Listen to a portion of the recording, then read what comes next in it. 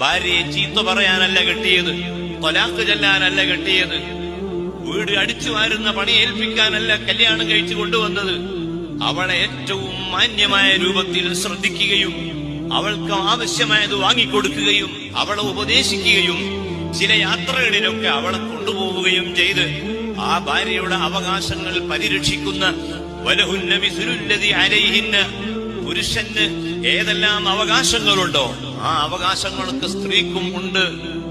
പുരുഷൻ വിളിച്ചാൽ സ്ത്രീ വരണം എന്ന് ഖുർആനിലുണ്ട് എങ്കിൽ, അതേ ഖുർആൻ തന്റെ ഹദീസിലുണ്ട് എങ്കിൽ ഖുർആൻ പറയുന്നു, സ്ത്രീ വിളിച്ചാൽ, ഭാര്യ വിളിച്ചാൽ പുരുഷനും പോകണം.